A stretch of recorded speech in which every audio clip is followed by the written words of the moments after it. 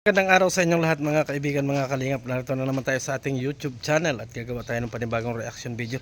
Totally hindi ito yung reaction video mga kaibigan, mga kalingap, talaga na reaction video lang natin kasi may tatanong tayo kay Kindred about dito sa nalaman natin, no? May piniim kasi sa akin si Hayat Zamora at may ipinaalam kay Kindred TV mga kaibigan, mga kalingap, at kay Kindred ko daw tanungin kung ano yung magiging reaction ni Kindred TV mga kaibigan, mga kalingap, sa ating itatanong sa kanya. Yan po yung ating pag-uusapan for today mga kaibigan, mga kalingap. Pero bago yan ay shoutout muna kay Kuya Bal Santos Matubang, Kalingap Rob and Ate Edna, at sa lahat ng ating mga viewers. Mega love shoutout po sa inyong lahat.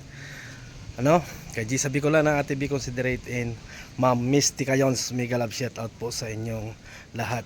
So kung kanina nga mga kaibigan, mga kalingap, nagbakbakan sila ni Doc Lab sa comment section, at kahit sa live ni Kindred TV mga kaibigan ay pumunta si Dr. Lab. At ang sinasabi nga ni Dr. Lab ay kung itong si Kindred ay talagang matapang, ay puntahan siya doon sa bahay. As in, hindi talaga pwede yun mga kaibigan, mga kalingap, kung pupuntahan ni Kindred sa mismong bahay ni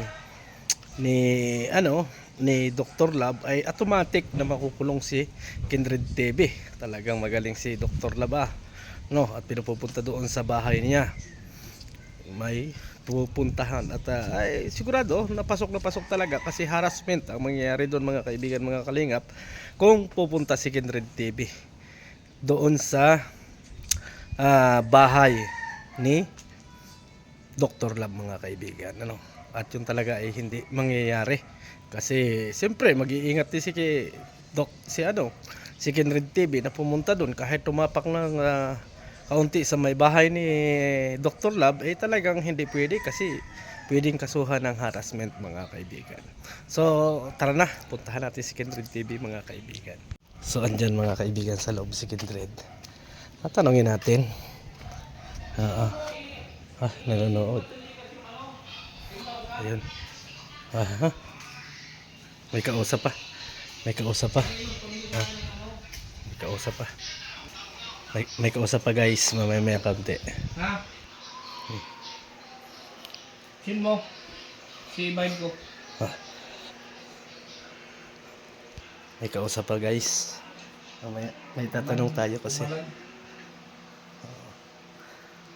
Tatanong tayo dyan. Kaso may kausap eh. Hoy, may tatanong ako. Mamaya nang kausap mo. Hindi nga nagpakita eh. Alin yung kausap mo? Sino hindi nagpakita? Lawyer mo yata yan ang kausap mo. Kaya isin mo na lang. At may tatanong ako sa iyo. Inapatanong ni Hayat. Ano? May napatanong sa si Hayat. Hayat? Bakit? Messenger ka ni Hayat? Ha? Utusan ka ni Hayat? Hindi, nag-message sa akin eh. Bakit kailangan i-message sa'yo kung magtanong? Bakit di siya mag-direct sa akin magtanong? Ay kasi daw nga, may kaso ka daw doon sa Manila. Anong kaso? Umuwi ka na raw. Oo. Anong kaso? Ewan ko, si B daw bago suportado daw niya ng abogado. Anong kaso? Hindi ko nga alam, hindi ko tinanong. Eh, ba't nagtatanong siya kung may kaso? Tanongin mo sa kanya kung anong kaso. Siyang gagawa ng kwento, bobo siya. Well, talaga magkagalit kayo ni Hayat Ano bang, bakit magka naman kayo noon? Dating mag-best friend kayo noon bakit kayo nagkaaway? Uy, never ko naging best friend yung mga traidor. Never ako nagkaroon ng best friend na traidor. Noon pa. Noon pa kaaway. Kung sinasabihan niya traidor, pero siya ang traidor. Pero anong masasabi mo? Nandun na nga daw yung sulpina mo sa Manila. Hindi ka pa daw nauwi doon. Mabuti ba siya? Alam niya. Ha? Alam mo, yung mga totoo ba yung sinasabi niya Hayat sa'yo? Oo nga, minisid nga sa akin. Hindi. Totoo nga, minisid nga sa akin. Ayaw, niya na may kaso na ako, naman doon yung sulpina ko. Wala ka nun. Bakit? Nauna ka pang nakatanggap ng message isa sa akin, ako ang kinasuhan mo. Sige nga. mas nauna ka pa nakatanggap ng message kaysa sa akin. Ako ang kinasuhan mo. Si B nga daw ang nagkaso. O bakit si B ang makatanggap ng subpina? At siya lang ang ng abogado. Ay, di abogaduhan niya. Siya ang magbibigay ng abogado. Ibigin ng abogado. Baka takot ka na. Kung siya ang nagkaso, bakit si Bianci ang nakatanggap ng subpina? Ewan. Nasaan yung utak mo? Gurang, crispy. Nasaan ang utak mo? Hindi ko alam kung gawa-gawa lang din ni Birador ng kwento ito. Baka nagpapabuse lang si Birador. Hindi ko alam. Hindi nga, may message ka. Pero kung totoo yung tanong ni Birador, ikaw hayat na gurang, na crispy, hindi ka nag-iisip, bakit nauna pang makatanggap si Bianci ng subpina kaysa sa akin na ako ang kinasuhan nyo? Anong kabubuhan niyang sinasabi mo? Hindi ka na makakahongkong yan, pahongkong ka pa naman. Problema ba kung di ako makapag-Hong Alam mo, kung nandiyan yung kaso, harapin ko yan. Ba't ko tatakbuhan?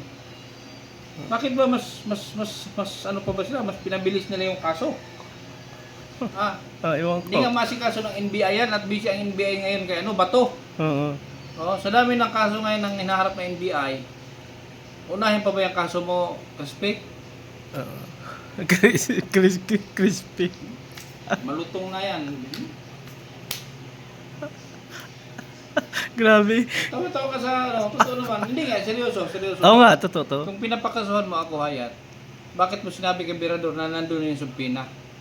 Para kang si yung si Manas, hawak niya na daw lahat yung love letter. Bakit sa kanya napunta yung mga love letter? Bakit hindi dun sa mga kinasuhan? Hindi, ang pagkakasabi kasi sa akin, umuwi ka na raw kasi andun daw yung mo sa yung barangay mo sa Manila ba sa Manila, wag na natin Uwi sabihin. naman talaga ako sa Manila eh. Anong problema niya? Uwi naman talaga ako. Anong problema kung uwi ako? At saka doon sa comment kay Dr. Lab, nabasa ko din. Anong comment ni Kanor? Hindi, doon sa live ni Dr. Lab, ang sabi ni umuwi ka na raw. Tapos? At andun daw mayroon andun daw yung address. Doon daw naka-address yung mo. Malamang doon taga roon ako. Alam namang i-address dito sa Bicol, taga doon ako. 'Di ba? Alam niyo yung mga grupo niyo, mga kulang-kulang kayo. Kulang-kulang sa kaisipan, kulang-kulang sa kaalaman. 'Di ba? Yan ang real talk. Kulang-kulang kayo sa kaisipan, kulang-kulang pa kayo sa kaalaman. Lahat kayo. Tanggap pa nung kinakasuhan nauna pang nakatanggap ng message yung nagkaso kaysa sa kinasuhan. Dahil natanggap niyo yung subpina ko, di mag-report kayo sa NBI. Ako ang kinasuhan niyo, kaya nakatanggap ng subpina. Pumunta kayo sa NBI. Mas maganda din niya kung naka-resign o kaya kung naka-parehat din lang sa akin. Para magkita na kami. Maganda yan. Kaso daw, sa Tyson ka naman hinahanap Hindi ka daw sa Tyson. Bobo. Talino ka rin, talino, tama yun. Alam mo, yung kabubuhan ninyo, lalo na si King Kanor, huwag niyang sa akin dahil siya lang ang may isip noon. Ako may matino ako pag-iisip. At yung hamon mo sa akin noon na kakalawitin mo ako pag nandito ako sa Bicol, pinagbigyan kita, dinaanan kita dito sa Bicol. Nakipagkita ako sa'yo, ba't di ka sumipot? Gusto mo pasukin kita sa bahay mo?